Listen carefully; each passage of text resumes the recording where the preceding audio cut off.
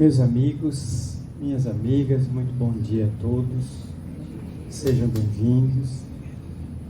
Nós estamos iniciando bem no horário o nosso seminário, como dito aqui, de 9 ao meio-dia.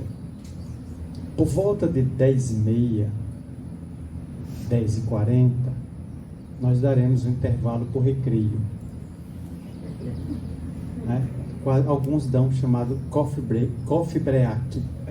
Como eu amanheci incorporado por Ariano Suassuna, eu sou defensor intransigente da identidade cultural brasileira. Então aqui no Brasil é intervalo, recreio, lanche, merenda. Quem quiser fazer o workshop, que faça. E no meio do workshop dá o coffee break, dê também. Não tem nada a ver com isso. Como eu não estou no States, United States of America, estou no Brasil, então o linguajar brasileiro.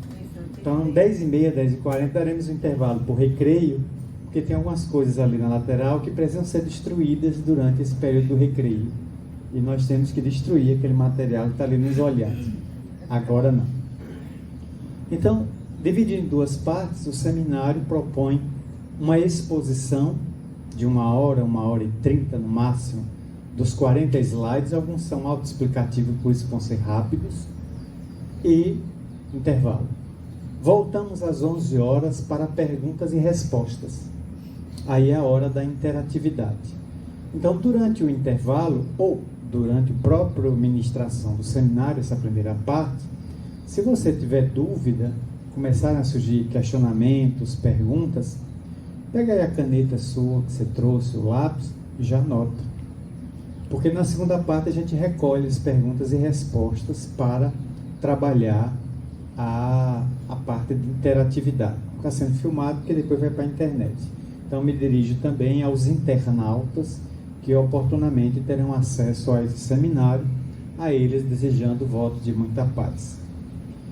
Pela quantidade de gente e pelo número que ainda pode vir a chegar nos próximos minutos, não temos como abrir questões verbais, ou seja, lançar o microfone aí entre vocês e eu coloco aqui as razões por quê. Primeiro que a pergunta verbal, ela tem alguns inconvenientes.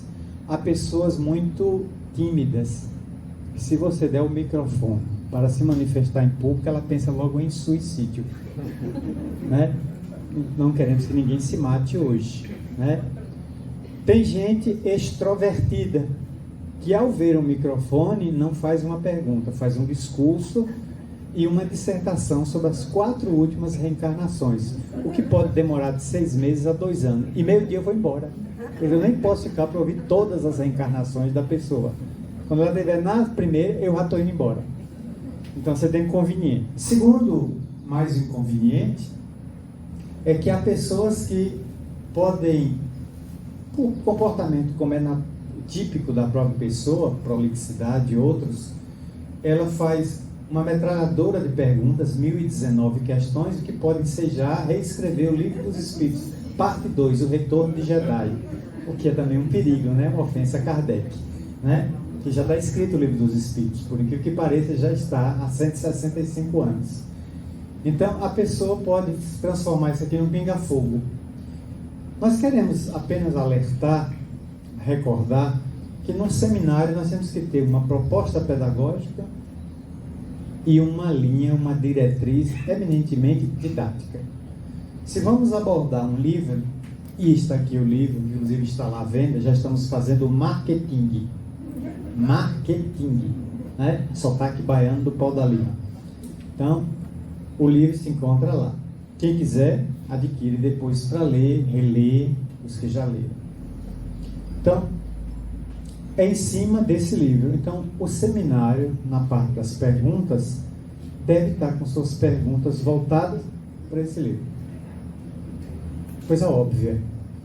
É que se a gente abrir espaço para questões que não digam respeito ao livro, não é seminário, é pinga-fogo. E pinga-fogo, Chico Xavier já realizou muito na década de 60. 69 ele realizou um, de 70 e 71 ele realizou outro. Os pinga-fogos foi o Chico que iniciou no Brasil. O pinga-fogo é um tipo de atividade em que você convida um orador, um palestrante, um médium, E você traz convidados que o sabatinam sobre qualquer tipo de assunto. É MMA do Espiritismo. Vale tudo. Em seminário não pode valer tudo, porque senão a gente perde o foco. Vira um tiroteio de perguntas, de questões até de natureza pessoal, e aí a gente perde o foco. Então, que as perguntas sejam adstritas, sejam jungidas ao tema do seminário, que é extraído do livro No Rumo do Mundo de Regeneração. A obra, psicografada por Divaldo Pereira Franco, ditada pelo espírito Manuel Filomeno de Miranda, e que já vendeu 700 mil exemplares. 700 mil. Quando saiu, vendeu logo 100 mil, acabou a primeira edição. Aí tivemos que fazer, eu trabalho lá na casa, tivemos que fazer várias outras. Aqui é a primeira edição, 5ª reimpressão. Ou seja, a primeira edição foi reimpressa 5 vezes para atender. Então, o livro é impactante, e eu sei que talvez na plateia não hajam pessoas espíritas, pelo que vai talvez encontrar uma natural dificuldade de entender o que a gente está falando. Porque o livro é espírita, a jornada é espírita, mas a pessoa é simpatizante. Muitas vezes não frequenta uma instituição, não frequenta e não trabalha, são coisas distintas. Todas as vezes que eu estou aí pelo mundo, que o povo pergunta, eu vou dizer sua biografia, qual é o centro espírita que você frequenta em Salvador? Eu digo, nenhum. Como é? Eu não frequento centro espírita, eu trabalho em centro espírita. A força das palavras.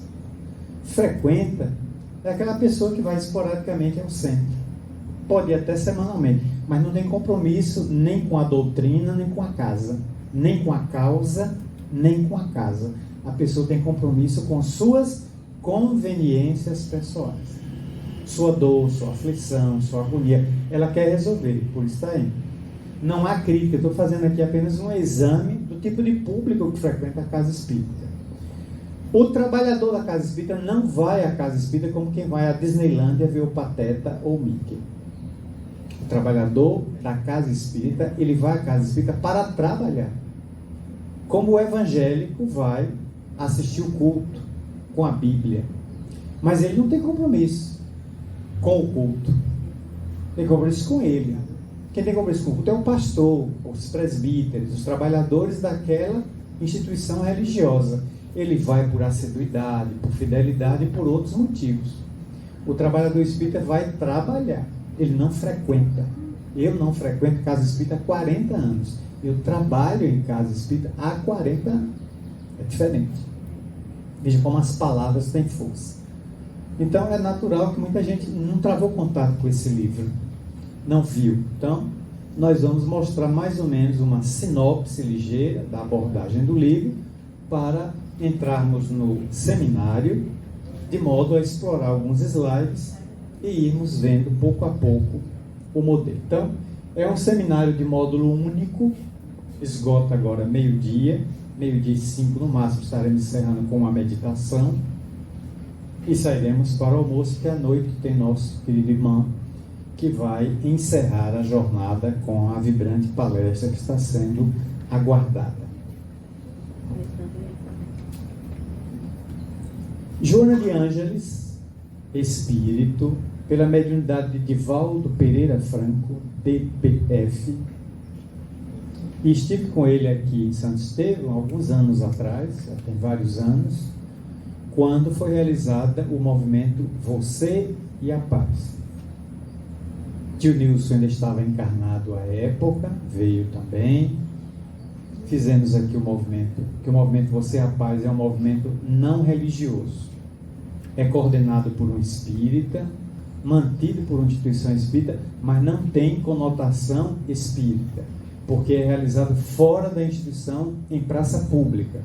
O objetivo do movimento Você e a Paz é divulgar, junto às pessoas de uma comunidade, uma cultura da não violência. Porque estamos numa sociedade profundamente violenta na atualidade. Nesse instante há uma guerra em curso na Terra. A Rússia, há mais de 6 meses, invadiu a Ucrânia. O objetivo é claro do presidente russo: anexar a Ucrânia à Rússia. Que ele não se conforma com a perda daquele território do tamanho do estado de Minas Gerais.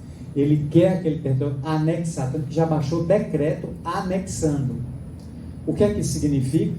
Que se Kiev, a capital, atacar essas regiões que eram dela, está atacando pedaços da Rússia. Portanto, é um país declarando guerra ao outro.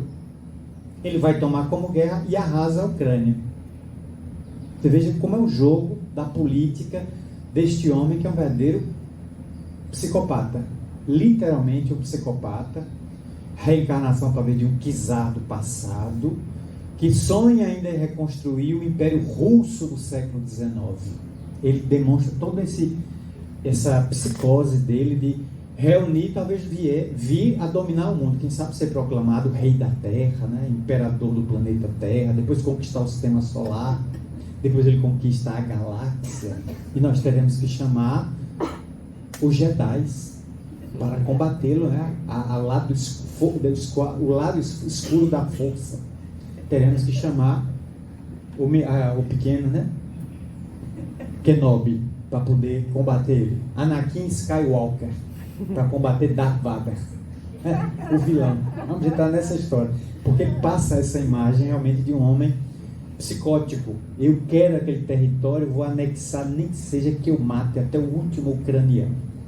E ele não mede esforço de mover um país que tem o porte de um paquiderme, de um elefante, para esmagar uma formiga. O elefante decidiu: vou esmagar você, Jiquitaia. E está em cima, assim, até, e a Jiquitaia fugindo, porque tem outros Jiquitaias de fora que estão auxiliando, né? Joana de Anjos, portanto, em um dos seus livros, traz uma frase. Já ia pedir, quem tiver celular, por favor, desligue ou coloque em modo para você não ficar numa situação difícil, né? E se for para mim, diga que estou ocupado. Qualquer ligação para mim, diga que nesse momento não posso atender. Analisando-se isso aí, quem exibe slide, um detalhezinho, né, de quem trabalha com informática, não leia. Se você exibe frase, não leia para o público.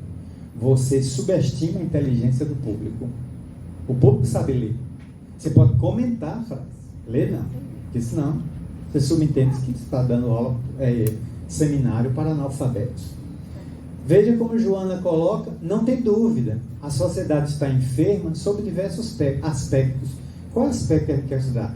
Enferma fisicamente? Claro. Nós estamos ainda no rescaldo do Covid-19. Não terminou, não. Por que é que a Organização Mundial de Saúde até agora não decretou que a pandemia de Covid, controlada em quase todos os países da Terra, deva descer um degrau para epidemia, ou deva descer 2 degraus para surto, que é o degradê? Surto, epidemia, pandemia. As línguas assim mais fraternas que eu tenho, né?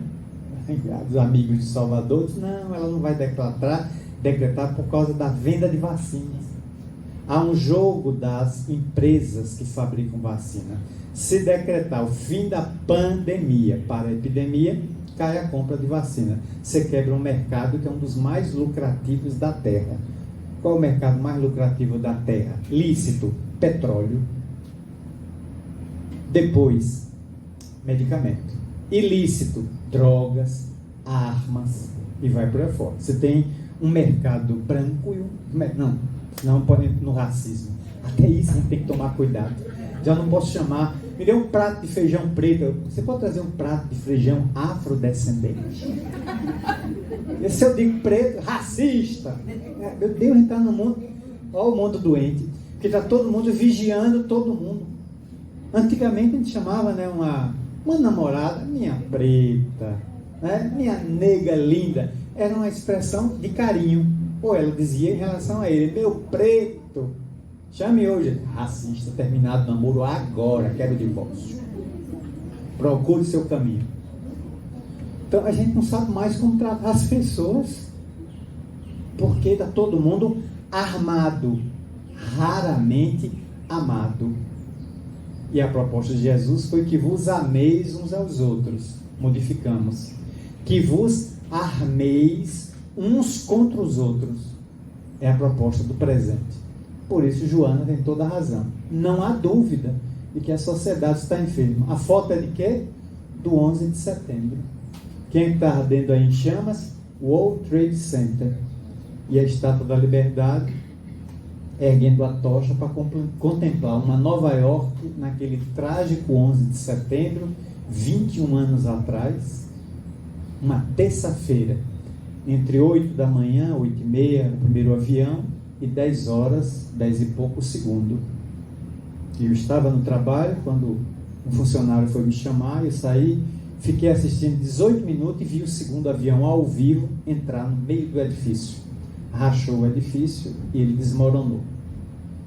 Daí em diante começou atos terroristas no mundo todo. Barcelona, Londres, Bruxelas, vários lugares. E os americanos tinham então o presidente George Bush, filho. Depois dele veio Barack Obama. E Obama colocou como objetivo caçar. Olha a expressão. Caçar com C cedilha. Caçar esse terrorista, pai desse atentado, até achá-lo. E convocou os melhores fuzileiros navais que os americanos têm, os Marines, que é um grupo elite da elite da elite da elite. Deu para entender como é elite? É elite da elite da elite da elite da Marinha. São homens acima de qualquer suspeito na área militar. Acharam que ele estava no Paquistão, invadiram com câmeras para o presidente e todo o seu staff político assistir ao vivo quando o soldado ficou frente a frente com o homem mais perseguido da terra. Ele saindo do quarto e o Marine viu, é aquele homem ali. Fuzilou ele, recolheu o corpo, recolheu o sangue para fazer DNA, para confirmar que era ele. Depois embalsamaram e jogaram o corpo dele numa região do mar, onde tem 4 quilômetros de profundidade, para o homem não sair mesmo. 4 quilômetros de profundidade o corpo dele. Está lá no mar. Aquele não sai mesmo dali. Veja o rigor. Aí, como se Obama dissesse, lavei a alma. Lavou a alma do americano. Qual é a compreensão espírita disso? Nós não estamos lavando a honra com sangue. Está no Evangelho, né? Quando Kardec aborda a questão do duelo. O duelo não acabou. Acabou naquele estilo do antigamente, né? Um para o outro, 20 passos. Aí você ia com a arma aqui, vira 20 passos, quem atirar primeiro matava o outro. Era lindo aquilo ver nos filmes, um romântico ver aquilo aí nos filmes, né? De faroeste, de antigamente. O duelo hoje é de outro tipo, está na política, está nas finanças, na bolsa de valores, está dentro da família, marido e mulher em duelo, disputando poder dentro de casa, filho com irmão, parentes. O duelo vem em outras formas, porque nós somos muito camaleões. A gente reveste as formas de duelos e os pugilatos com outros revestimentos, mas continua a mesma coisa. Joana de Anjos, na sua série psicológica, analisa, por exemplo, o boxe. A gente chama boxe, muita gente chama de esporte. Mas o que é o boxe? 2 pugilistas sobem a um ringue com luvas e se esmurram até um nocautear o outro. E a gente chama isso de esporte. É esporte olímpico. Em várias categorias. Até o peso pesado. A gente admira os grandes figurões, pontuaram a história, morreu recentemente no Brasil, Éder Joffre, um dos maiores campeões de peso mosca, peso mosquito, foi o nosso campeão 3 vezes, morreu recentemente, semana passada, 15 dias atrás. Muhammad Ali, Mike Tyson, e tantos outros, Evander Holyfield, e então Maguila no Brasil, que está aí totalmente entrevado, um problema oriundo do boxe. Parte do problema de Maguila foi do boxe, ele apanhou tanto que gerou traumas cranianos. E a gente chama de esporte. Joana de Anjos diz que o boxe de hoje é remanescente da luta dos gladiadores do passado. Então, o que era? 2 gladiadores entravam numa arena, cada um com as armas que escolheu. E o imperador dava um sinal. Os gladiadores se batiam, até um ferir mortalmente o outro e o dobrava na areia. Daí em diante, o que acontecia? O imperador fazia ou esse gesto com o polegar ou este. E o gladiador vencedor ceifava a vida do outro. Fiava a espada, dava uma machadada, para júbilo de 100 mil pessoas que iam ao delírio. Hoje você tem mais de 100 mil pessoas pela televisão vendo o delírio do boxe. Estão torcendo de casa. Lá tem figurões que pagam alto preço como se fosse rinha de galo.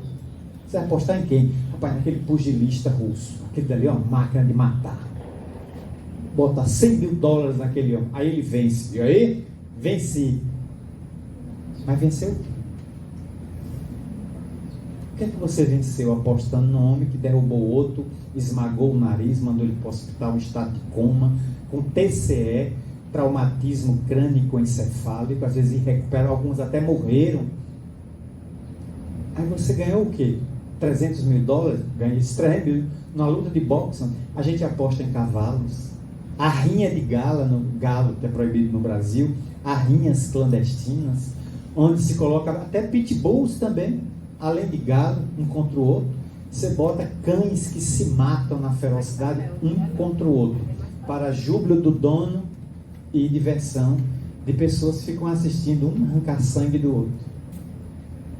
Essa é a sociedade enferma que Joana coloca. Depende da ótica. Porque se a palavra enfermo, não tem que dizer, é a turma que está na fila do SUS, está na UPA, que está buscando a unidade básica da família. Não, é doença física. Nós não estamos falando de pessoas que têm doença. Nós estamos referindo a pessoas que são doentes. É diferente. Ter doença é diferente de ser doente. Ter doença todo mundo tem. Ser doente não é físico, é psicológico. É a pessoa se sentir enferma. Quase todo mundo é enfermo. Quase todo mundo tem doença, mas todo mundo é enfermo na Terra. E muitos fazem questão de proclamar a própria doença, porque são vítimas da vitimização, da baixa autoestima, do complexo de inferioridade. Então tem gente que acha lindo contar as próprias doenças. Como é que você está? Mal. Estou quase morrendo, ninguém liga para mim, estou no lixo, vou pagar. Ô, fulano, estou com tanta pena para brigar, estou com tanta dor para brigar, eu tenho tanta compaixão sua. Aí a pessoa reúne aquela compaixão, nem se ama, nem ama ninguém, e proclama as doenças que tem para chamar a atenção dos outros para as suas dificuldades de relacionamento, suas carências. Tem gente que é assim. Todos os auditórios estão lotados. Os espíritas, os evangélicos, entre os católicos, todo lugar enfermos. Abra um local onde haja um médio de cura. Abra. É lotado. Primeiro dia, 500 pessoas. No segundo, 2.000. No terceiro, 5.000. No quarto dia, metade da cidade. No outro dia, o estado inteiro está na porta desse centro. Atrás de doutrina? Não, atrás do bisturi dele. Olha, doutor, veja aqui, olha. Tem aqui coisa. Aqui também. Ah, se olhar aqui, acha aqui também. Ó. Pode ficar à vontade. Pode procurar que você vai achar aí um monte de coisa. Aí ele rasga aqui, rasga lá. A pessoa sai curada para arranjar outras doenças. É assim. Se o médico disser, vou tirar seu pulmão ruim, curar seu pulmão ruim de cigarro. Pode curar porque eu quero fumar com o outro. O médico tira um pulmão e diz, eu fumo com o outro. Sim, corrige o problema no físico, mas se não houver conscientização no psíquico, no emocional, a medida é em trânsito para a inutilidade. Então, só esse slide aí, a gente podia ficar aqui até meio-dia. Um slide e uma frase de Joana é de uma vastidão, de uma amplitude, de uma elasticidade imensa, mas não é nosso objetivo, porque não estamos estudando a série psicológica dela, que eu vi ali vários volumes, e são 20. Existe o combo com os 20 volumes, você pode comprar separado, ler separado. Eles têm uma sequência cronológica, mas não uma sequência de assuntos. Então é uma série impactante, que ela começou a produzir em 1989, Jesus e a Atualidade, e encerrou em 2015 com Psicologia da Gratidão. Mas não é fácil a série dela. Primeiro que a Joana é muito castiça na linguagem. Então, quem comprar a Joana, compre também um bom dicionário. Aurélio ou Oais. Vai precisar. Porque quase todo autor abre seus livros com prefácio. Ela não abre livro com prefácio. Ela abre livro com antelóquio, introito, exórdio. Aí a pessoa vai dizer, que palavrão é esse? Para pesquisar no dicionário. A Joana é castiça de um português riquíssimo. E ela diz isso em uma das obras, né? Portanto, avançamos para descobrir um pouco o que é a criatura humana. Essa criatura que Miranda resolveu falar desse mundo de regeneração. Passar aqui todos. Nós somos um pouco, temos necessidade de identificar a nossa identidade. Não é o RG não. Não é o RG, até porque o RG vai acabar. O presidente da República sancionou esse ano a Lei 10.799, de fevereiro desse ano, que determina que todo brasileiro troque a identidade a cada 10 anos. E o RG vai desaparecer. Porque o RG é fruto da Secretaria de Segurança Pública de cada estado. O que significa dizer que no Brasil você pode tirar 27 carteiras de identidade. Basta você ir do Acre até o Rio Grande do Sul. Cada uma delas irá com o RG do estado respectivo. Ter 27 carteiras de identidade não é necessidade, é psicopatologia. Você já passou da sua entrevista no psiquiatra. Você está doido varrido. Porque ter 27 carteiras de identidade, mas nosso país permite. Nosso país é tão engraçado que nós temos um título de eleitor que não serve para votar. Mas que coisa engraçada. E eu não sou nem patati nem patatá. Título de eleitor. Chego lá, domingo que vem na urna. Vem votar. Documento com foto. Mas moça, o rapaz, eu estou lhe dando o título de eleitor, mas não tem foto. Fizeram uma carteira sem foto. Qual é o objetivo? É votar. O documento para votar não serve se você não levar um outro.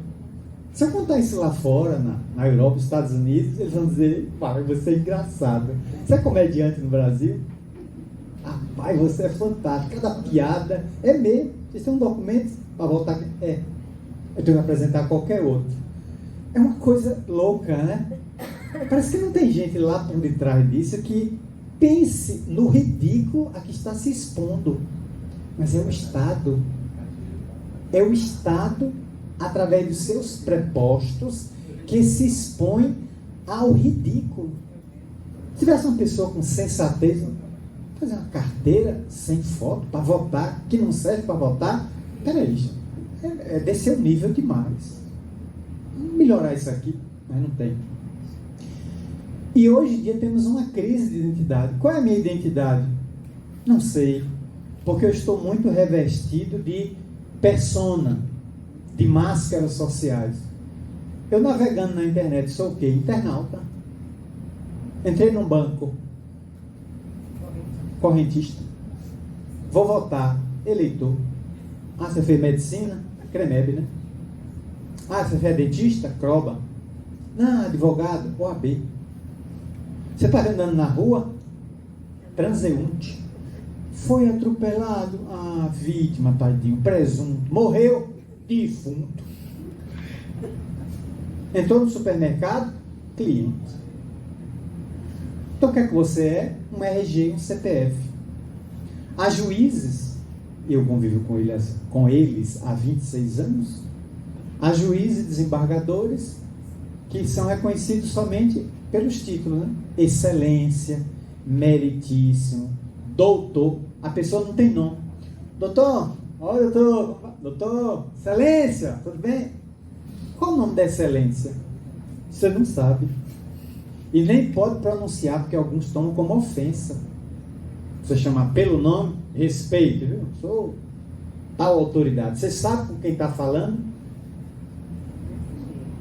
É piada. Não foi piada, né?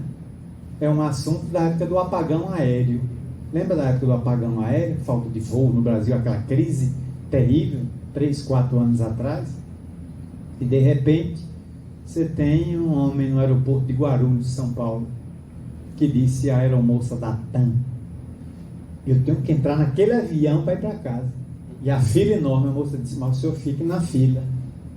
Nós estamos tentando embarcar, porque só tem esse voo. Mas eu vou entrar naquele avião, moça. Eu sei, mas eu só entro lá na fila. Você sabe com quem está falando? A moça não teve, pegou o microfone. Aqui fala do guichê da TAM. Há um senhor aqui que não sabe quem ele é. Se houver algum familiar no aeroporto, venha buscá-lo. Pode ser Alzheimer. O homem irritado disse: sabe o que eu gostaria de fazer com você? Ela disse: todos os homens da fila querem fazer também. Mas o senhor entra na fila que eu atenderei um por um. Essa moça estava incorporada pelos guias, que deu uma surra na autoridade presunçosa. Consciência. Fulano tal tem muita consciência. Nem sempre, porque a gente está confundindo muito consciência com conhecimento. O fato de eu ter uma biblioteca de 5.000 livros, quem tiver, né?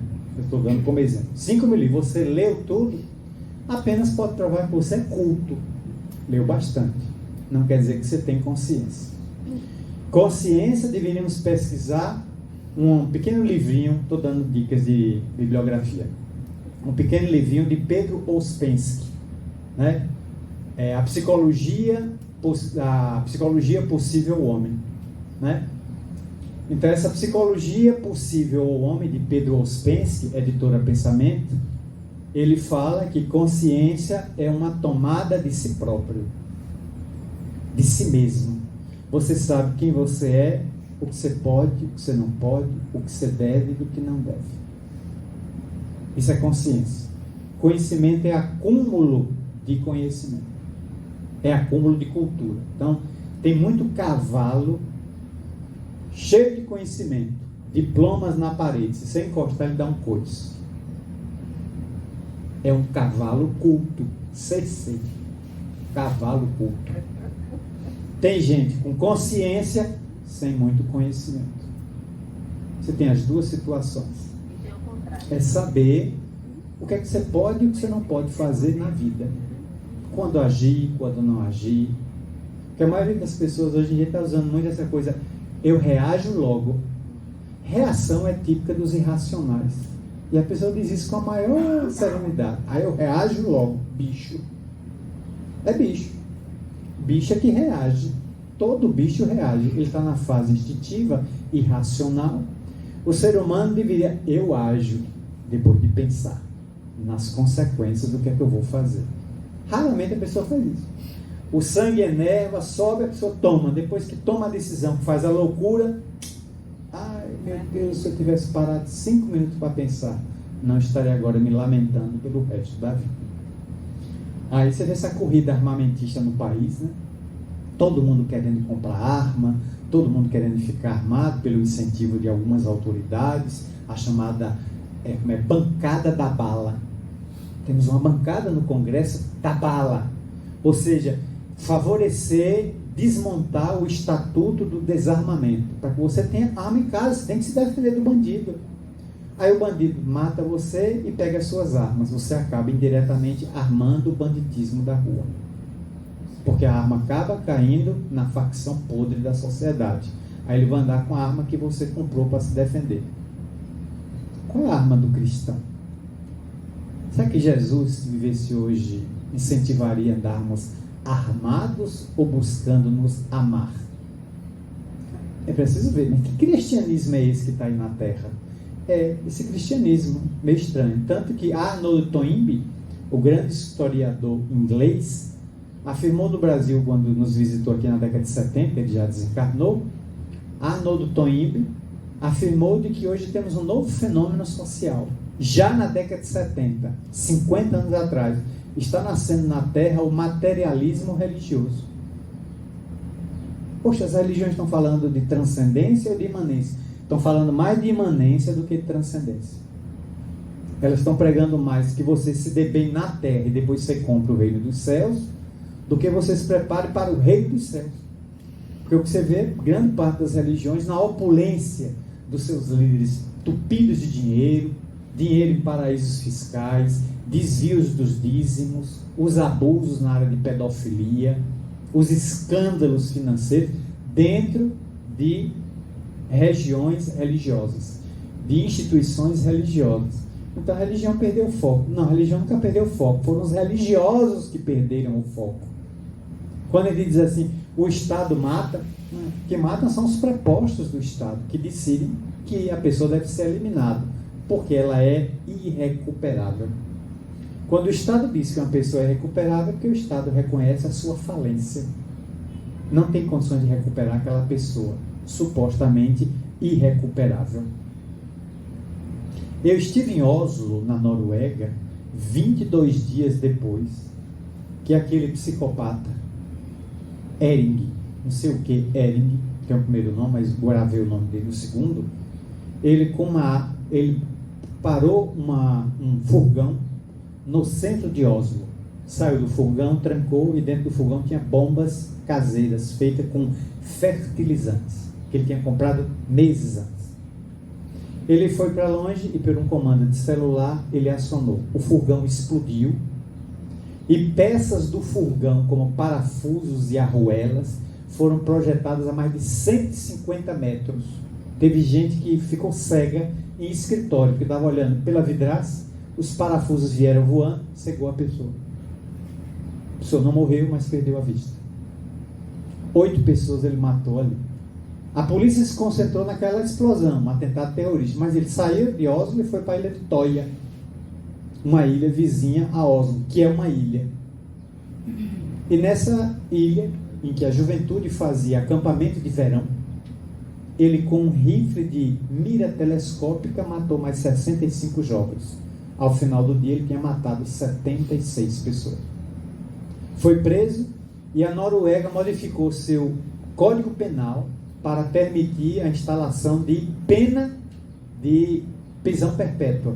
E ele foi condenado à prisão perpétua. Até hoje ele está preso. Jovem de 34 anos. Mas ele vai cumprir prisão perpétua na Noruega, que modificou sua Constituição. Eu cheguei 22 dias depois, vindo da Suécia, para realizar um seminário. Vim de cá. Entrei na cidade, a cidade estava em pânico. Eu fui à igreja, onde estavam flores. Eu fui ao local onde os noruegueses fizeram uma missa de 100 mil pessoas em memória dos mortos. O país está chocado, estava chocado, porque é um país pacífico, considerado neutro, nunca se envolveu em conflito, e de repente tem um atentado de 76 vidas exterminadas em uma manhã e tarde. Nosso carro, que era da Suécia, com a placa, chamou a atenção. Eu chamei a atenção, porque eu não batia foto, o povo me olhava. Onde eu passei, os jovens se afastavam, o medo dominando as massas. Então, tudo isso aí leva a conhecer um pouco a criatura humana. Então, a violência em toda parte, sob diversas formas psicológicas. Hoje a violência está na internet. As redes sociais transformaram em terra de ninguém. Uma terra onde você sofre todo tipo de acusação. Agora, essa última, uma ministra do Supremo Tribunal Federal, foi chamada de prostituta. Uma mulher de quase 70 anos de idade. Com todas as letras, o réu, que vai virar réu, né, por infâmia, calúnia e injúria, chamou a ministra de prostituta. Desceu realmente o nível. O repúdio é geral. O repúdio é... Estamos perdendo a estribeira. Estamos perdendo o decoro. Você quer discutir uma questão judicial? Existem instrumentos para isso. Você recorre. O Brasil tem 4 instâncias. Perdeu no juiz, você recorre ao Tribunal do Estado. Perdeu, você vai para o STJ. Perdeu, você vai para o Supremo.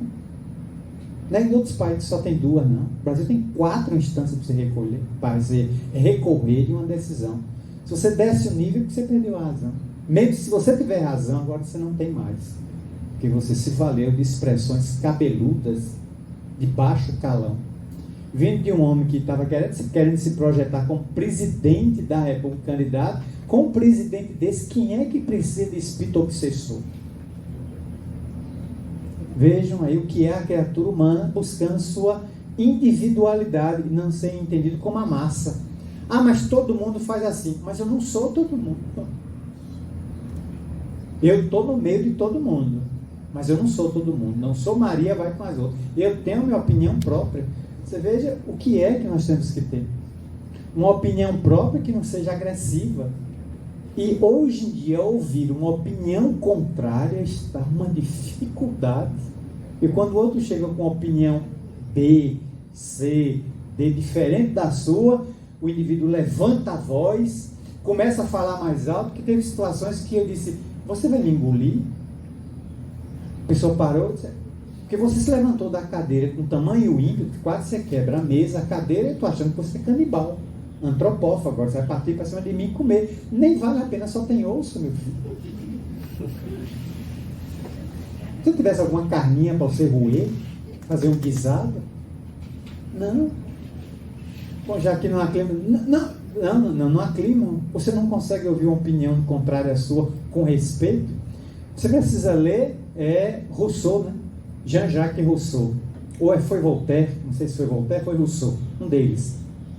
Não concordo com nada do que você está dizendo, mas defenderei até o final da vida o direito de fazê-lo. Tão simples isso, né? Não concordo com o que você está dizendo, né? Mas você tem direito de dizer, gente, eu sou comunista, gente, eu sou nazista, eu defendo o fascismo. O direito seu. Você vai estar apenas fora de moda, demodé, mas você tem o direito de defender. Se esse é o seu princípio ideológico, você segue. Eu sou nihilista, existencialista. Outra coisa é muita gente que é o último livro que leu. Acabo de ler o Dalai Lama, sou budista. Não, eu leio Fábio de Mello, sou católico. Leio Edir Macedo, sou evangélico. Li Kardec, sou espírita. Li Mãe Menina do Cantuá, sou umbandista. O que é que você é mesmo? Nada. Você é o último livro que você leu. Você não tem opinião. Sua opinião está calcada no último livro que você leu. Então, se você lê Gibi do Pato Donald, você é o pateta. Você é o Pato Donald, a Margarida, o Tio Patinhas, sei lá, Zé Carioca.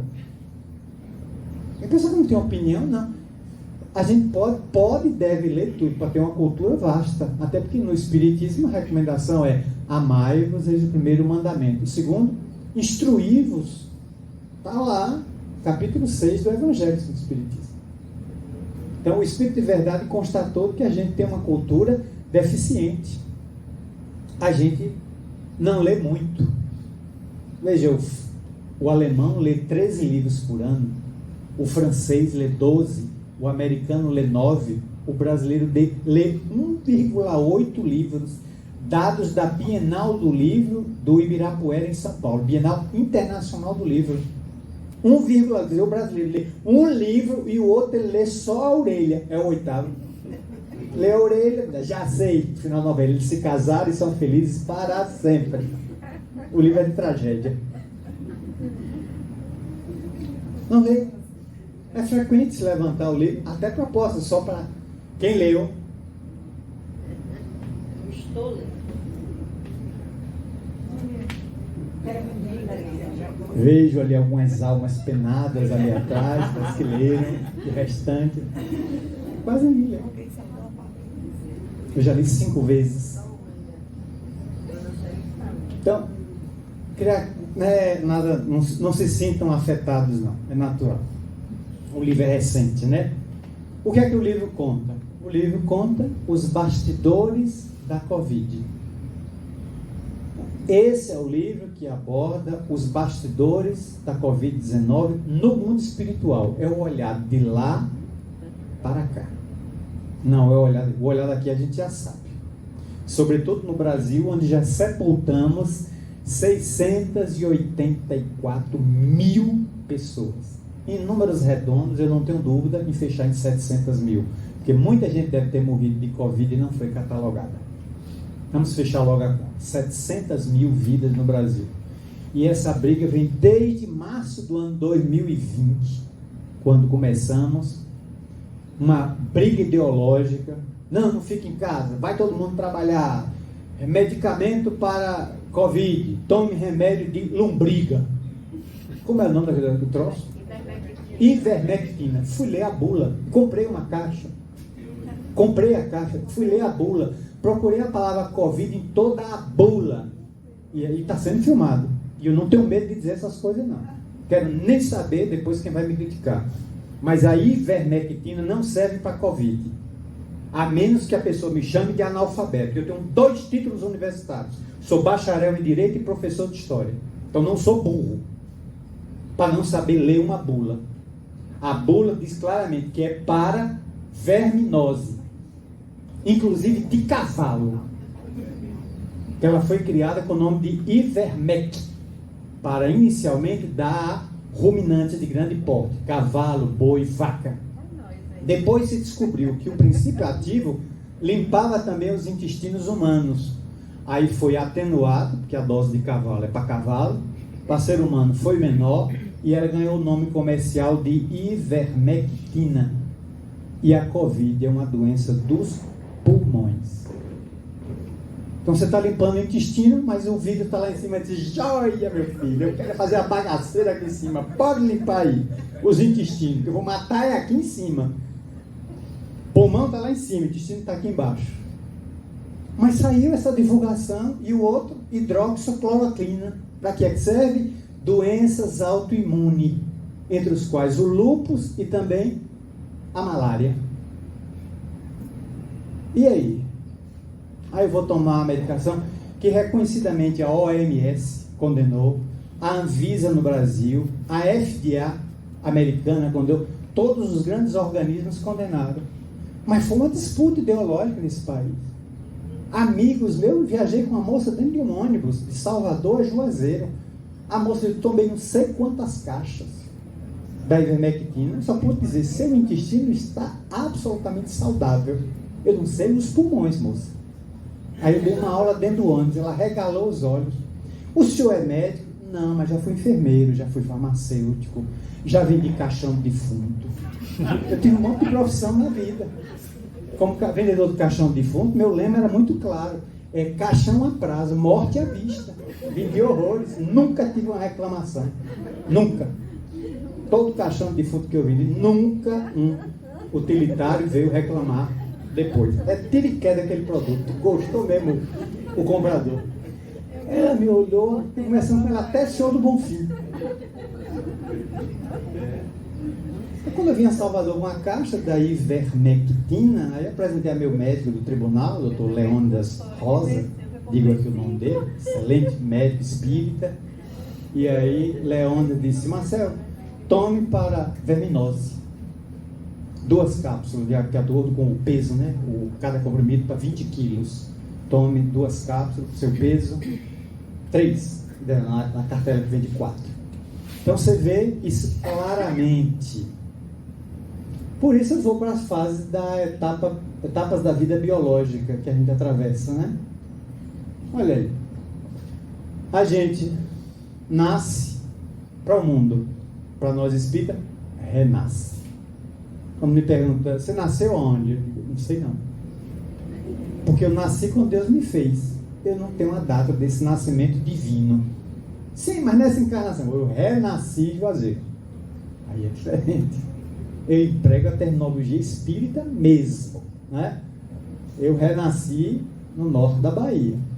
Crescemos, nos desenvolvemos, algumas pessoas se reproduzem, descendentes, filhos, envelhecemos, desencarnamos, para depois renascer novamente.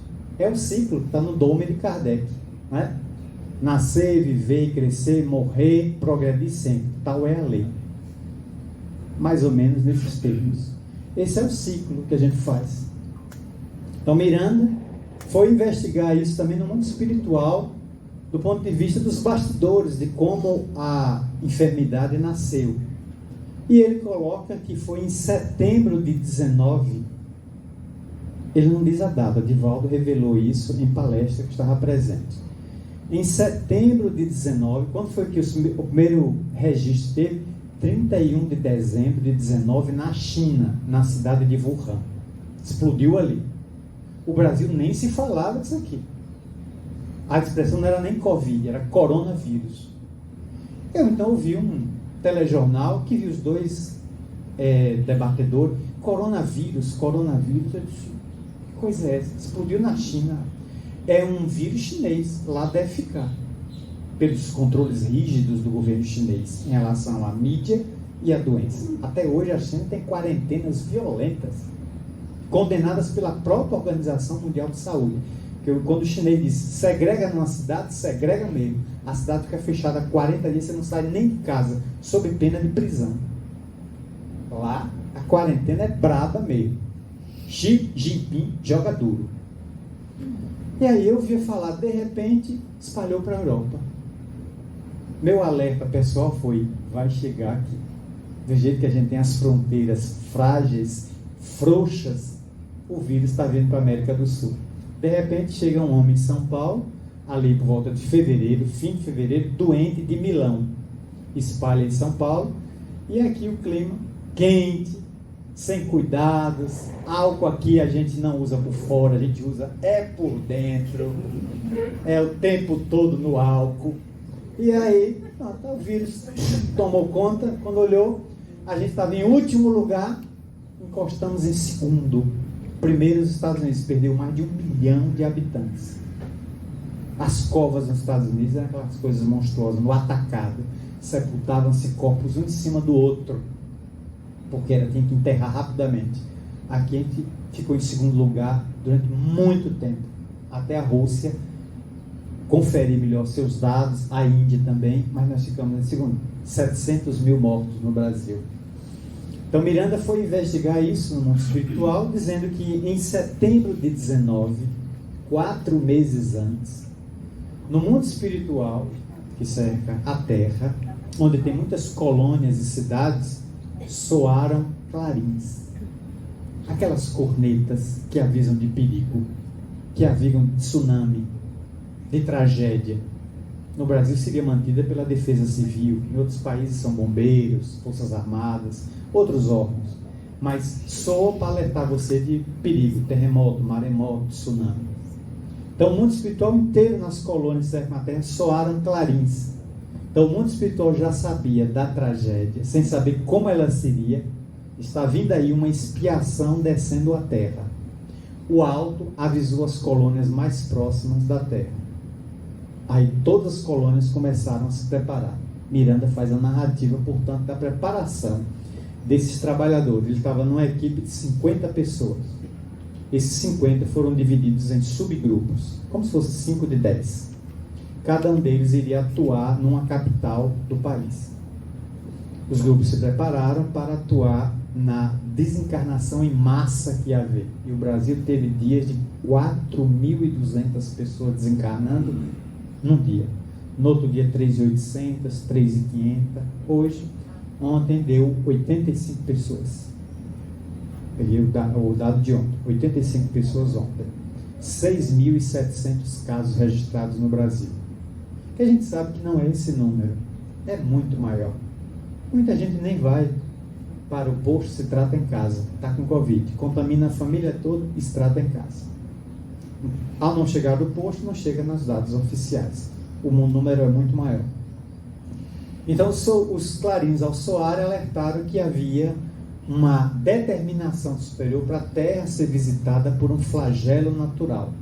Que é bom a gente examinar o Livro dos Espíritos, da questão 736 em diante, quando Kardec aborda os flagelos naturais, como sendo emanações da divindade que permite que se venha à Terra um flagelo natural autorizado pela divindade. E Miranda coloca neste livro que esse flagelo foi autorizado por Jesus.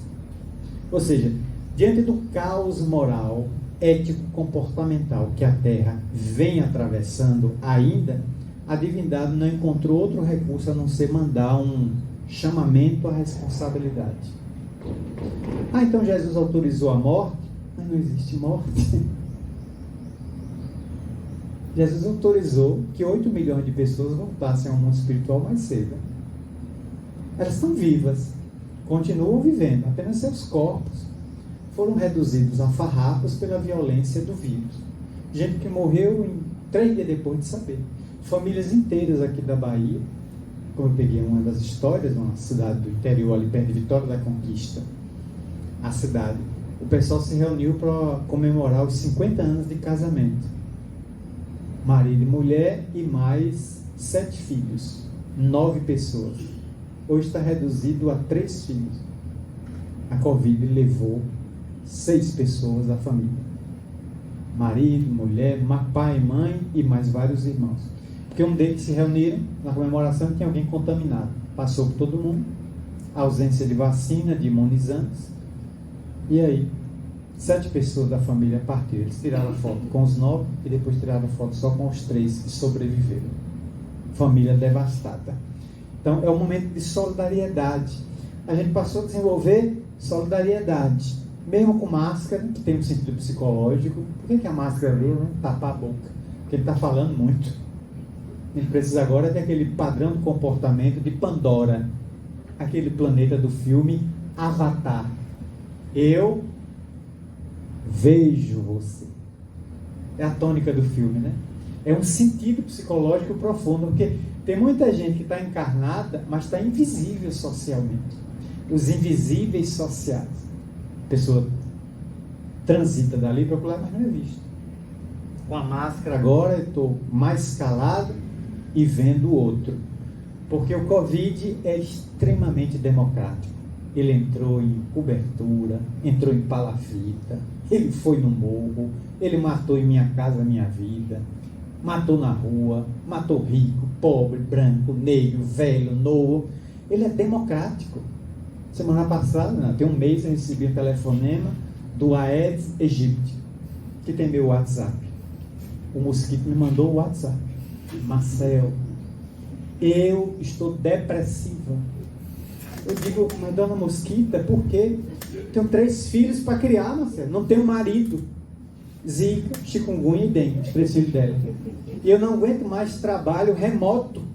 Vou voltar ao trabalho presencial. Eu digo, esse é o primo da China que está dizendo, não, ele já voltou para a China, eu vou voltar para tomar o lugar dele. Ah, tá certo, Deus te abençoe e te guarde, né? É o que eu pude dizer. Está aí solto. A gente está com até princípio varíola, né? Varíola foi descoberta nos esgotos de Nova York. Mas desde 1980, os dados são oficiais. A OMS considerou que a varíola estava extinta na Terra. Voltou. Sabe o que é isso? É a degradação moral do habitante da Terra. Que com o seu comportamento indigno permite que antigos vírus que já estavam obsoletos, desaparecidos, retornem com violência nos dias atuais. Então a crise na Terra não é financeira, não é política, não é econômica, ela é moral. É uma crise de valores. E dessa crise surgem todas as crises periféricas. Enquanto o homem não se consertar, homens e mulheres, ele continuará enfermo, ele continuará doente. Por isso Joana de Anjos coloca 6 tipos de medos, entre os quais estão o medo básico da vida, o medo básico da convivência, é o medo da morte, mesmo entre espíritas, por incrível que pareça. Lidam com a morte todo dia, filosoficamente, lidam nas mediúnicas conversando com os mortos que vêm pelos médiuns, lidam com a morte na literatura, se impressionam com André Luiz, com Miranda, com Joana de Ângeles, com Viana do Carvalho, com Emmanuel, mas se a morte aparece, desconjuro. Ah, se eu tivesse minha mãezinha de volta. Eu já ouvi isso. Eu digo, e se ela aparecer, Deus me livre ela me aparecer depois da morte. Ama a mãe no corpo, mas eu não quero saber da mãe fora do corpo. Não entendi esse amor materno. Estou sem entender absolutamente nada. Então, carregamos ainda, em algumas pessoas, não é medo, é até pânico, o que gerou a síndrome do pânico, né? Que vem do Deus Pan.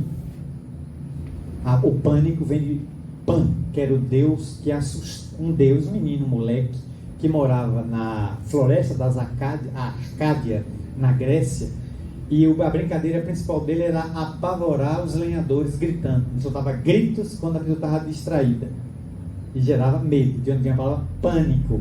Síndrome do pânico vem atribuído a esse Deus grego, o Deus Pan. O medo da morte que ainda não superamos. O Espiritismo veio na Terra fazer o quê? Matar a morte.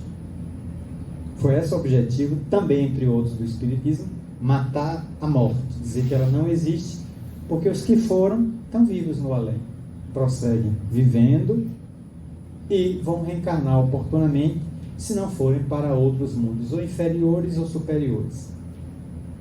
Nós temos o medo disso aí. Está uma cultura na terra do colágeno, da toxina botulínica, o botox, que até profissionais que me tratam da saúde, eu tenho uma médica que já, Marcelo, você não quer vir aqui fazer umas aplicações? De quê? Eu boto uns botox aqui em você, mas a pele vai ficar toda esticada. Eu digo, eu vou ficar que nem a múmia paralítica do Egito. Aquela coisa toda dura. Eu digo, não, muito obrigada. Eu digo, não, eu quero que você trate dos dentes. Deixe o restante envelhecer naturalmente. Como temos medo de envelhecer? E é um processo. Quem não quiser envelhecer, eu tenho uma dica fabulosa. Você não quer ficar velho, morra antes. Você não fica velho de jeito nenhum. É tiro e queda. É tiro e queda. Pode seguir, tranquilo. Mas o medo, o pânico, envelhecendo, né? Não consigo mais fazer. Pois é. Eu tenho um monte de coisa que eu fazia com 20 anos, que eu subi numa árvore. Com 20 anos eu subi numa árvore para buscar a goiaba mais alta. Hoje eu olho a goiaba mais alta. E aí, o que você acha? Não, agora eu estou com Francisco de Assis, é para os pássaros. Comei, meus irmãos, devorai a goiaba, miseráveis, que eu não posso alcançá-las. Não tenho asa. Vou comprar na feira e no sacolão. Medo vai chegando e a gente não pode fazer mais algumas coisas. Miranda destaca isso, não no livro, de modo geral, que também serve. O medo, eu que queria. Eu tenho medo de pegar a doença. Queremos aquela síndrome, né? O indivíduo que tem uma problemática contra a doença. Então, ela tem medo terrível de pegar qualquer doença. E quando pega qualquer sintoma simples, superlativiza esse sintoma. Dá um espirro. Meu Deus, eu estou com tuberculose. Já é tuberculose? Não, alergia, uma rinite alérgica. Não, eu estou sentindo, estou sentindo umas pontadas aqui. Aqui, meu Deus, câncer. Espalhou para os ossos, estou morrendo. Aí vai. E o povo vai ao pânico dos familiares. O medo da doença quando é natural. Ter doenças é normal. Ser doente, aí é patológico. Aí é opcional. Quem quiser ser doente, fique à vontade. Mas ter doença vai ter em algum momento. Comentamos isso ontem, não foi? Você pegou Covid? Foi? Não? Não pegou? Não pegou. A Carlito também. Ontem conversamos com o Carlito de feira. Conheço algumas pessoas que pegaram. Minha família todos pegaram. Eu não. Não peguei sem vacina. Já tomei 4 doses. 2 de vodka, uma de Malzebia e uma Jurubeba Leão do Norte. Nada, que quase me mata. Foi a 4ª. Tomei, não peguei. Mas teve gente de volta pegou. Já com 95 anos. 4 doses, agora tem 2 meses atrás, pegou Covid, de volta foi afastado por 15 dias, se recuperou e voltou com as sequelas, como ele gosta de dizer, que é tossindo. Ele fala e tosse muito, então ele voltou com sequelas da Covid. Aos 95, tanto que ele disse que quando Joana ali apareceu, ele adoentado, se recuperando, ele disse, minha irmã, já é meu passaporte de ida? Joana disse, não. Vai lhe dar algumas dores, você vai sentir uns incômodos, mas você não vai agora, porque ainda tem muita coisa. Ele diz, fiquei tão feliz. Não feliz que não vou ficar. Então, ele contou lá para a gente publicamente. O medo da doença, que nós temos que trabalhar o medo, para não virar pânico. O medo, ele é filho do instinto de conservação. Ninguém quer ser destruído antes da hora. Mas o medo, nosso estágio de evolução atualmente, ele tem um complicador, porque ele é de natureza evolutiva. Nós nos identificamos com o corpo de tal maneira que eu não tenho um corpo. Eu sou o corpo. Aí eu não quero perder o corpo que eu sou. É frequente essa frase. Hoje meu espírito não amanheceu bem. Leitura. O corpo é dono do espírito. Quando a frase deveria ser o contrário. Meu corpo hoje não amanheceu bem. O que ele tem? Uma indisposição qualquer, mas eu estou ótimo. E seu corpo está meio adoentado. Eu não sou meu corpo. Eu estou nesse corpo. Como nós não somos a roupa que estamos usando aqui. Nós estamos dentro dela por razões de moda ou de apresentação social. Porque eu não poderia ministrar um seminário todo mundo pelado. Aí também era demais, né? Então, o medo da doença é ainda um sinal da inferioridade evolutiva, né? O medo da pobreza. Mas que pobreza? Se eu não tenho nada mesmo. Eu sou herdeiro de Deus, filho de Deus, portanto sou herdeiro. Mas só vou entrar na posse de tudo que Deus tem quando Deus morrer. Quando é que Deus vai morrer? Nunca. Então eu serei só usufrutuário. Nunca. Fico na expectativa de painho falecer. Mas o Senhor das galáxias, das estrelas, morrer? Aí abriu o testamento dele e disse: deixo a galáxia da Via Láctea para Marcel. Primeira coisa que eu digo: saiam da minha galáxia, sumam, desapa, vão para Andrômeda, para a galáxia do Escorpião. Essa é minha, está no testamento de painho. Não tem isso. Aí a gente fica com medo da pobreza ou da miséria. A maior miséria é a íntima, é a aridez de espírito, a pobreza de valores. Mas isso não é visto na Terra. Nós ainda estratificamos a sociedade nos super ricos, né? Os bairros onde moram, tem as super mansões, os muros altos, vai em todo o bairro de muito luxo. Ninguém se comunica com ninguém, porque você levanta logo um paredão de penitenciária. 5, 6 metros de altura. Lá em cima você põe rede eletrificada, o caco de vidro ou prego. Sua vida é dentro da muralha. Você está preso. Cada um constrói sua penitenciária particular e mora em sua penitenciária. Seu Carandiru, Bangu 1, Bangu 2, Lemos de Brito, Lafayette Coutinho. As penitenciárias que a gente elege. Aí está lá preso, cercado de pitbull, de guarda, de guarita, de segurança, de armas, de câmeras filmando pela internet para me ver, mesmo estando no Japão. Olho pela internet se alguém invadiu minha casa e avisa a polícia. Você vê que a pessoa que não tem nada, ela é livre. Está na rua. Não tem nada mesmo. Não é que eu vou dormir hoje. Hoje eu vou dormir na Marquise da Praça. Ele pode até escolher, né, o hotel dele. Não, hoje eu vou dormir em frente à catedral.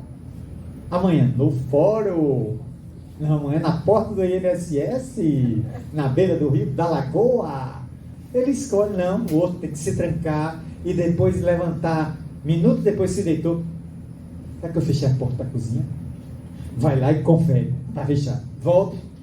E a janela do corredor? Volta. Aí cria uma obsessão. Aí fica no conflito de estar fechando tudo. Cria uma neurose. A gente vê isso, com medo de perder. Mas perder, só se pode perder. Não se pode perder o que não se tem. Nada é meu, eu sou usufrutuário de coisas. O que é que o ladrão não pode levar? Meus valores, meus sentimentos. Desse relógio, celular, carteira. Então, tudo isso aí adquire-se mais à frente. Agora, ele não pode levar minha alegria. E na Terra você tem muitos ladrões da alegria, da esperança, da ternura, do otimismo. E esses ladrões não são alcançados pelo Código Penal dos homens. Eles serão alcançados pelo Código Penal da vida futura, que está previsto para Allan Kardec no livro O Céu e o Inferno, né? Esse Código Penal está na consciência do indivíduo. Em algum momento ele vai ser alcançado. Então ninguém vai poder fugir de si. Ninguém vai poder fugir dos delitos. Ninguém viu. Não tem importância. A divindade viu. Onde é que está a divindade? Nas leis. Onde é que estão as leis? Na consciência. Questão 621 do Livro dos Espíritos. O que eu fiz, eu vi. E eu sei. Por isso que Deus não leva em consideração o fato. Para Deus, o fato não vale nada. Zero para Deus.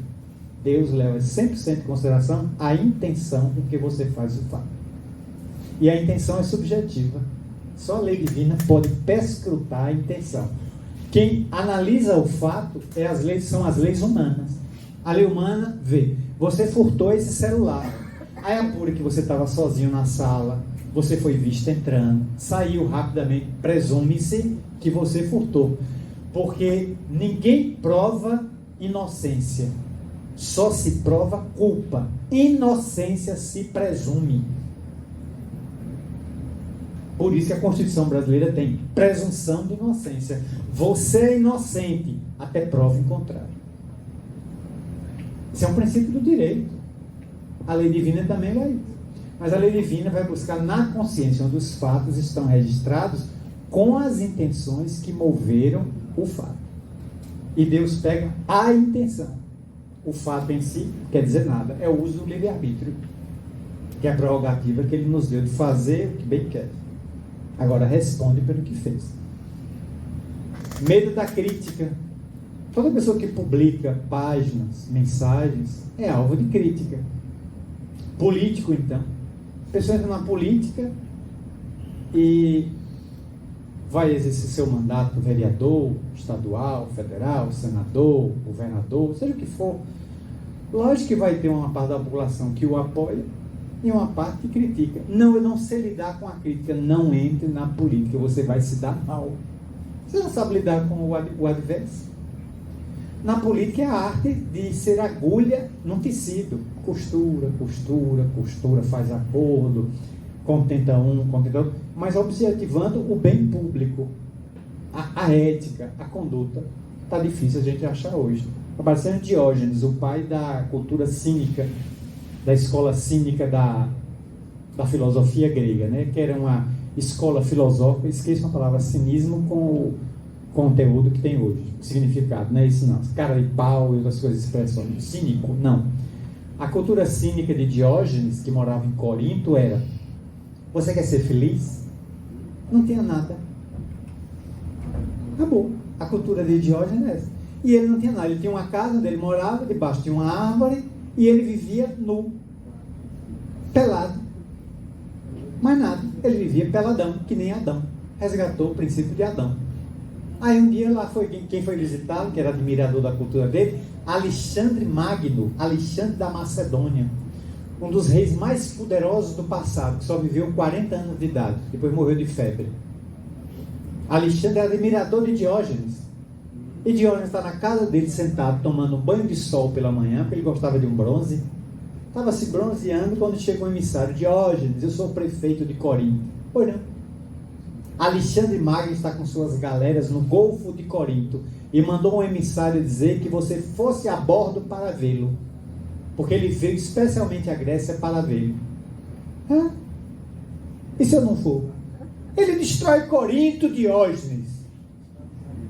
Por mim pode destruir, porque não foi ele que veio me ver. Eu não estou querendo ver Alexandre Magno, não devo nada a ele, vou ficar aqui na minha casa. E olha, pelo amor de Deus, vai lá. Vou não, eu estou tomando banho de sol, não posso largar meu bronze, é minha vitamina D. Alexandre que vai para a baixa da égua. Aí Alexandre, no navio, recebeu o emissário de volta, ele não veio não. Alexandre viu e disse: meu filósofo favorito, eu sabia que ele ia recusar. Por isso que eu amo, vou a bordo, vou à terra. Desceu e foi lá. Ele está lá tomando banho de sol, óculos Ray-Ban, protetor solar do lado, na mala dele, né? E Alexandre Magno: Diógenes, tu és meu filósofo favorito. Eu sou dono do mundo. Venho te convidar para ser meu filósofo do império, e eu lhe darei metade de meu império. Tu aceitas? Ele disse: sai da frente, você está tirando o sol do meu bronze. Não tire o que você não pode me dar. Alexandre ficou tão... deve ter dado tanta risada. Você é meu filósofo. Olha, eu destruí Corinto. Eu não moro na cidade. Pode destruir, matar todo mundo. Não estou nem aí, nem mesmo chegando. Aí Alexandre poupou Corinto. Voltou para suas galeras, foi embora e morreu meses depois. E Diógenes contou peladão, feliz da vida. A felicidade dele era não ter nada. E quando você não tem nada, você não pode perder nada. Se o ladrão entrar em sua casa, vou levar seu fogão. 2 tijolos com um graveto no meio. Você não pode deixar os tijolos não, porque eu vou fazer o feijão amanhã. O ladrão olha e sai correndo. Pega eu que sou ladrão. Não assalto mais um pobre, nem arrumo um barracão. Pega eu. E não sabe. O ladrão sai arrependido, esse cara até voltar e te ajudar. Pô, eu comprei um Brastemp, certo? 4 bocas, né? Aí ele dá até de presente. Não tem nada para levar. Então, não ter medo da crítica que vai haver. E Joana de Anjos coloca uma frase muito clara: Se tiveres consciência de quem és, a crítica não te fará pior, o elogio não te fará melhor. Joana de Ângeles. Frase direta dela. Se me disserem que eu sou um demônio, permaneço como homem. Se me disserem que eu sou um anjo, permaneço homem. Nem o elogio me envaidece e nem a crítica me embrutece. Mas o problema é que as pessoas querem hoje em dia muito aplauso. E toda pessoa muito aplaudida é pessoa empérica, que não sabe dar. Veja aí a fama de quem subiu do nada da favela, do gueto, do local simples ou miserável, de repente é projetado aos holofotes da mídia. Não aguenta. Logo exibe um transtorno, um conflito, porque não aguenta o assédio. Como é bom ser anônimo. Você anda nos corredores de um shopping, ninguém lhe vê. Você pensa até que está desencarnado. Vai para lá, vai para cá, chega na foto do sorvete, bum! A moça se assusta, toma o sorvete, falecido. Você compra e vai embora. Bote uma pessoa famosa no shopping, todo mundo vê, um autógrafo, um seco, aquela multidão terrível de gente. O medo da crítica, o medo da perda de um afeto querido.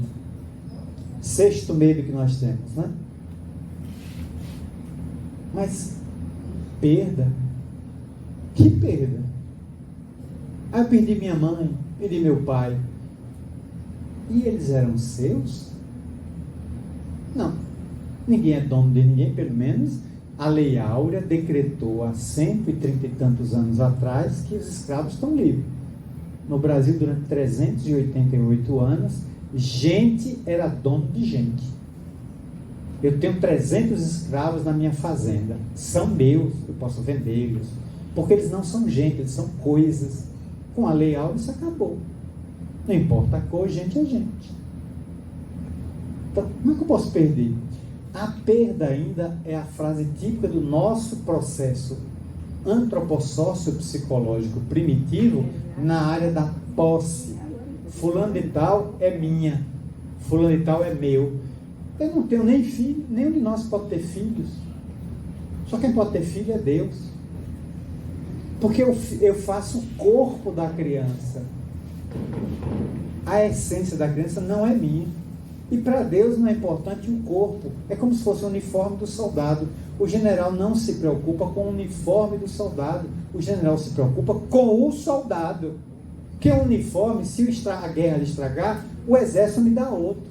Agora, se o soldado tombar, morto em combate, o exército não tem como fazer outro soldado da noite para o dia.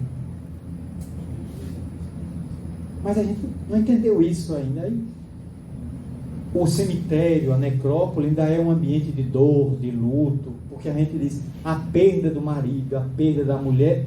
Não tem perda, a pessoa não é minha, eu só posso perder o objeto. Alguém viu aí minha dentadura? Alguém achou meu celular? Uma penca de chave é minha, viu, gente? Eu perco coisas, que tenho nota fiscal das coisas. Não posso perder pessoas. Então a expressão de uma pessoa cristã, e especialmente espírita, especificamente espírita, é: cadê sua mãe? Sua mãe, ela desencarnou. Cadê sua mãe? Está residindo no mundo espiritual. Uma pessoa tinha me perguntado em relação à minha: como é que está a sua mãe? Eu digo: ótima. Ela melhorou daqueles problemas? Agora ela não tem problema mais nenhum. Completamente sadia. Marcelo, qual foi o tratamento? A morte. A morte levou minha velhinha, agora ela está ótima. Me apareceu remoçada. Foi com 83 que eu não vi a cara de 60. Eu digo: mas minha mãe, esse colágeno da morte, meu filho, você quer? Eu digo: não, eu quero envelhecer, que vai ter um palestra lá em Santo Estevão. Né? Minha mãe olhou assim para mim, chegou até a dizer uma expressãozinha de afeto que eu nem traduzo aqui. O medo da perda de um afeto querido. Aí por isso, o cetrinário de Allan Kardec. Nós somos um espírito que tem perispírito e, quando encarnado, corpo físico. Ovo. Nós somos a gema. E a gente tem uma clara e uma casca. Com a morte, a casca vai embora. A clara nos reveste no além. Mas eu tenho, não sou ela. Eu tenho o perispírito. Eu sou um espírito imortal. Então, se alguém me perguntar, você é espírita? Não, eu estou espírita. Estou. Porque é a religião minha dessa reencarnação. Na outra eu fui católico, na outra eu fui anglicano, muçulmano. Cada reencarnação eu tive uma religião, nessa estou espírita. Eu sou espírito imortal. Eu tenho que separar o que é essência das aparências.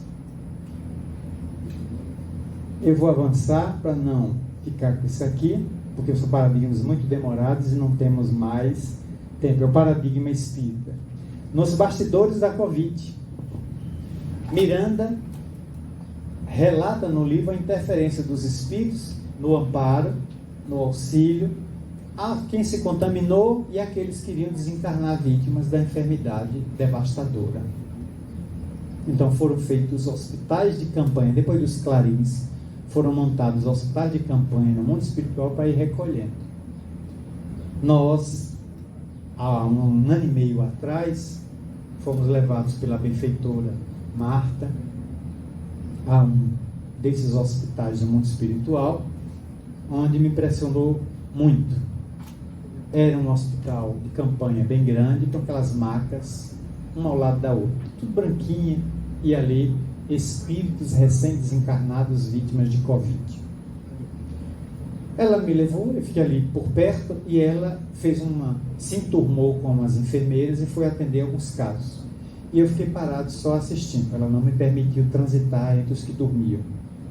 Em certo momento, eu a vi passar com um grupo de pessoas em fila indiana, um atrás do outro, atendendo algumas macas, quando uma senhora afrodescendente desencarnada por Covid, próxima, a chamou, fez um gesto com a mão, e eu de cá vi a cena. Marta parou, foi até lá a senhora, e a senhora pegou um pedaço de papel e entregou a ela. E o diálogo foi: ô minha filha, você ainda escreve para o povo da terra? Ela disse: quando tem oportunidade, sim. O que a senhora deseja? O que é que eu posso lhe ser útil? Olha, está aqui o endereço de meus filhos. Eu sei que eu já morri de Covid, mas meus filhos não sabem. Então, se você pudesse avisá-los que já estou no além, eu agradeceria. Porque eles imaginam que eu vou voltar para casa no corpo, e meu corpo já morreu. Então, pelo menos, aí deu a ela um bilhete e começou a chorar, a senhora afrodescendente. Marta, então, seguiu viagem. E depois me contou o diálogo que teve com essa senhora. E no dia seguinte, ele escreveu uma página traduzindo mais ou menos essa história que ela conviveu com essa afrodescendente desencarnada. Então, ele percorreu esses bastidores de hospitais, de UTIs e de centros de saúde, Miranda, na equipe espiritual dele, para ver essas situações que perduram de milhares de pessoas que estão no além. 8 milhões de pessoas desencarnaram no mundo todo vítimas do Covid, em números redondos. Foram 7 milhões, 700 e tanto, uma altura dessa já chegou a 8 milhões. Você imagina, em diversos países as pessoas não sabem disso.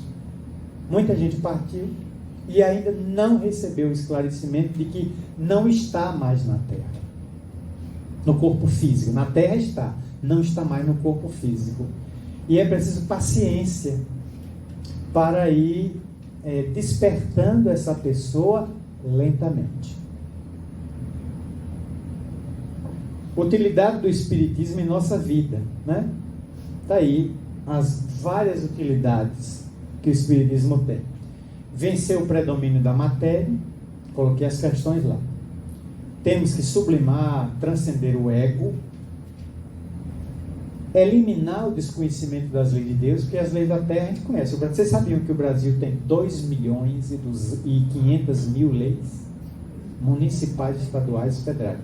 2 milhões e 500 mil leis, desde Cabral para cá. As de Deus na terra só são 10.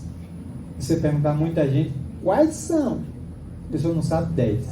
Mas esquadrinha, defesa do consumidor, estatuto do adolescente, criança e adolescente, estatuto do idoso, estatuto do desarmamento, estatuto disso, daquilo, porque a pessoa tem que ter. Os advogados não sofrem, juízes, promotores, porque tem que ter os vademecum de 1000 páginas, 4000 páginas, onde estão ali as principais leis do país. Dotar o ser de instrumental para evoluir. 919, o autoconhecimento. Despertar a consciência do ser, onde estão as leis divinas. A utilidade do Espiritismo, então, ele é um impacto, uma imensa revolução na Terra, ainda não compreendido. Por quê? Porque, basicamente, no Brasil, para onde o Espiritismo veio se implantar depois de nascer na França, nós rotulamos o Espiritismo como religião.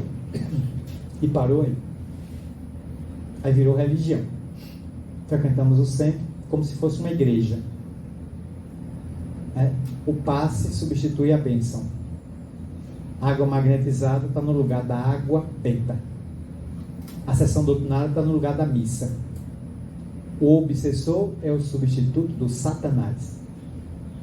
O guia espiritual é o substituto do santo. Ou seja, trocamos sovaco por axila. 6 por meia dúzia. Grande parte do país. Por isso que a maioria das instituições do Brasil, que são mais de 30 mil, só se dedicam à caridade. Não tem estudo, não tem filosofia, não tem pesquisa científica. Não, vamos socorrer o mundo. Socorre. E a pessoa continua perdida. Não sabe de nada. Desencarna, alcança algum estágio de equilíbrio no além, mas não avança mais do que isso. Porque não sabe. Só fez aquilo ali. Desenvolveu uma asa, a asa da caridade, esqueceu a asa do conhecimento. Em outras vezes, investe no conhecimento e esquece a caridade. É preciso, pois, começar a equilibrar isso. Portanto, os grandes desafios da evolução que nós temos são banir a ignorância pelo conhecimento, por isso que o espírita tem que ser uma pessoa culta, ler, estudar, pesquisar, como a Covid foi um desafio. Quanta informação equivocada corria, né? Que a gente ouvia. Teve uma época que saiu até que as equipes do Dr. Bezerra de Menezes desenvolveram uma vacina no além e que Bezerra ia passar nas casas à noite vacinando as pessoas. Você só tinha que se sentar na cama, né? Ou deitar, fazer uma prece evocando as hostes de Bezerra de Menezes, e de noite ele aplicava em você. Você amanheceu o dia com a marquinha aqui da furada da agulha espiritual e você estava imunizado. Quanta gente me mandou isso, Leandro? Companheiros do movimento me mandaram: Marcel, veja, a cura chegou. E eu gritei: aleluia, aleluia. Aí eu parei para olhar quem é que estava me mandando. Gente, pessoas estão na casa espírita, com certa cultura. Um fake news, Deus, fabricado nas trevas, e a pessoa não se dá conta. Aí quando vieram me interrogar, eu digo: vamos raciocinar. Se o Dr. Bezerra de Menezes tem a cura e agora vai aplicar em todo mundo, para que a gente está em laboratório, né? Desenvolvendo pesquisa para encontrar a cura aqui? Já tem no além. Fecha as faculdades de medicina. Vamos transformar todo mundo em médium. Que o médium recebe o guia traz a solução no além. Que esforço vai fazer na Terra? Nenhum. O guia já sabe a solução. Ele vem pela mediunidade, todo mundo vai ser médium. Por que eu vou querer mais farmácia? Veja as farmácias. Acabou os remédios. Então, a preguiça, o ócio vai tomar conta de todo mundo. Você pensou nisso? Não pensei nisso. Pois é, só tem 2 neurônios na cabeça, um queimado e outro desativado. Realmente é a pessoa que tem dificuldade de pensar. Tic-tac, um queimado e outro desativado. A pessoa não tem como realmente raciocinar. Aí, mas o que eu recebi foi tanta loucura, né? Que no dia seguinte eu levantei. Não tem nada. Ai, meu Deus do céu. É terrível, né? O medo. Temos que trabalhar o medo para reduzi-lo. Eliminar não vai ser possível, porque ele é filho do instinto de conservação. Mas colocar ele em local seguro. Para quando surgir o momento do desafio, ter sangue frio para resolver a situação e não entrar em pânico. Quem já passou de turbulência em avião sabe disso, né? O povo apavorado, o avião sacudindo. Várias vezes peguei no Brasil turbulências fortes, né? povo ali, a mulher, mas se você não se apavora, não é meu dia. Quem viaja com o Marcel não morre no ar, morre em terra. E como é que vai ser sua morte? O avião vai cair, bate no chão, todo mundo morre. Na terra. Aqui em cima não, aqui não morro não. Aqui está comigo, está com Deus. A arrogância, né? As pessoas presunçosas, vemos hoje os peitos inflamados de muita gente, parecendo pombo na praça, o pombo macho. Para cima da pomba, aquele peito inflado, é o macho. Ele fica arrulhando ali, e ela fugindo. É tipo da arrogância, da presunção. A violência sob muitas formas, hoje não é só com arma, a violência verbal, emocional, a pedofilia, a sexual, a intelectual, o feminicídio, vários tipos de violência hoje. O sentimento de posse, que segundo o Evangelho é o nosso principal adversário, que a gente tem um sentimento de apego a pessoas e coisas que é dramático, achamos que somos donos dessas coisas, de repente está no além. Imagine o indivíduo possuidor. Agora recentemente a gente viu de São Paulo, né? O ganhador de um prêmio da Mega Sena de 47 milhões, 2 anos depois, assassinado. Já não tem mais o prêmio, vai ficar para os parentes. René Simões, do Rio de Janeiro, que eu visitei a cidade, eu fui até o bar onde ele foi assassinado, ganhou 55 milhões, era sem as pernas por causa do diabetes. Ele usava um barzinho onde tinha um jogo de sinuca, ele ficava se divertindo, tomando cachaça com os amigos, jogando sinuca. Casou-se com uma mulher mais jovem, a mulher tramou com o segurança que ele contratou, assassinaram ele, eles estão cumprindo 38 anos de prisão, a ex-mulher e ele só deixou uma filha na terra com a qual não se comunicava, não tinha contato com essa filha, mas registrou. Empregada doméstica no Rio. Aí a justiça mandou chamar. A senhora é filha biológica de seu René Simões. Sou. Seu pai deixou uma fortuna de 55 milhões na época que a justiça mandou trancar essa fortuna até decidir. Quando decidiu tudo, ela tinha 105 milhões na poupança. 45 milhões a mais. De empregado, hoje é uma nova ricaça do Rio de Janeiro. Não fez esforço nenhum. Herdou do pai, que era filha única. René, assassinado cruelmente. Eu estive lá, em Rio Bonito, onde ele vivia. Fui ver as fazendas em companhia de um desembargador do Tribunal de Justiça do Rio, meu amigo pessoal que me levou. Mas essas terras aqui, cheias de gado Nelore, que é? De René. Comprou e nem curtiu. Veio o assassinato cruel. Agora está no além sempre. Olha, vamos para o nosso intervalo. Olha. Olha que regras boas para ser feliz. Do povo tolteca. Não tome nada para si como ofensa pessoal. Se lhe disserem que você é feio, que você é bonito, nem ligue. Deixe passar. As palavras o vento leva. Quando você der sua palavra, seja impecável com ela. Deu, mantenha. Assegurou, cumpra. Não conclua o que os outros estão a dizer. O que significa? O tolo está falando. Deixa o tolo falar toda a tolice que ele quiser. Você fica na sua. Você tem alguma coisa a aprender com o tolo. Mas não interrompa. Porque hoje em dia quase ninguém está conseguindo mais dizer o que quer, porque o outro interrompe. Ah, foi assim? Não, não foi assim, não. Foi assado. Foi a milanesa. Ah, eu pensei que tinha sido assim. Não foi não. Você deixa eu concluir. Aí a gente fica com pensamentos pela metade. Por isso que Chico Xavier disse: se você não fala tudo que você quer, você é mais ou menos.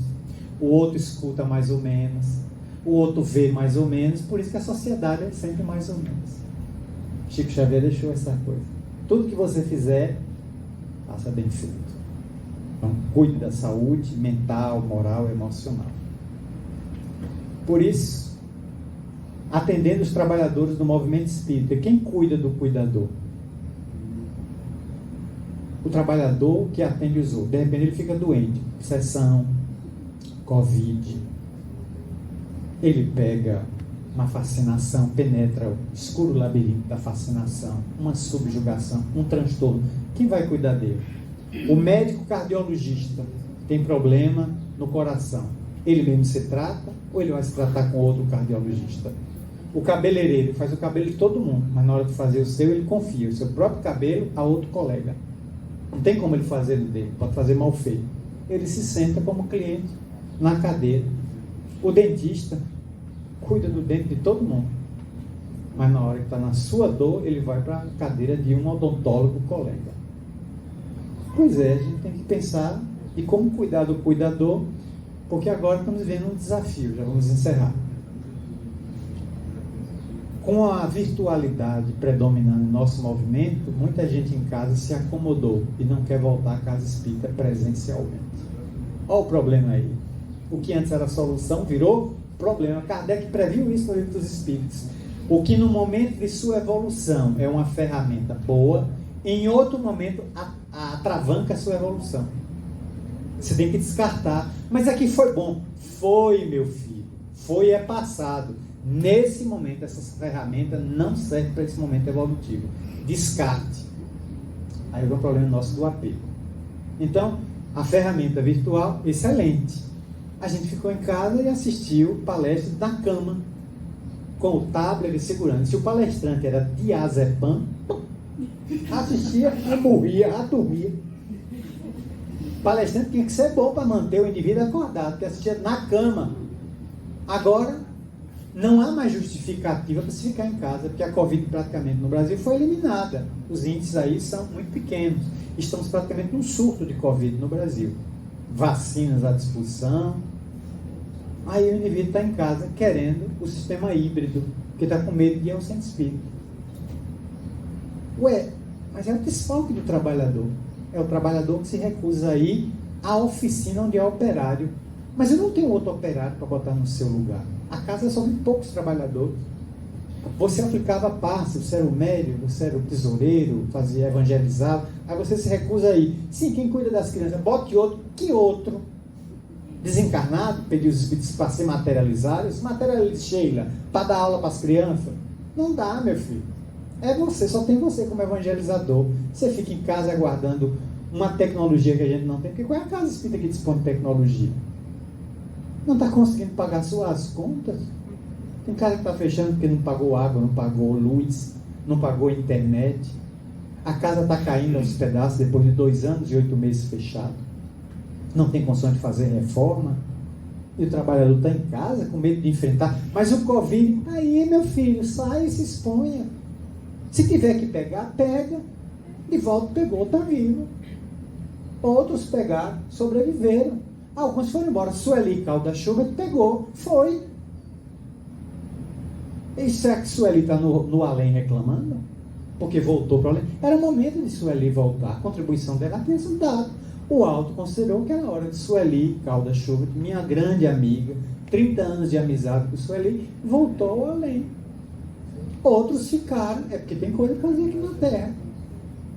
Agora, se o indivíduo não acredita nisso, então a doutrina espírita para ele não é uma joia, é uma bijuteria, é um adorno passageiro. A pessoa ainda não entendeu a mensagem espírita. Então, as lutas antifraternas, que nem vou entrar, Miranda registra isso no livro, mas interessa mais ao movimento, é essa nossa bibliografia. Passo para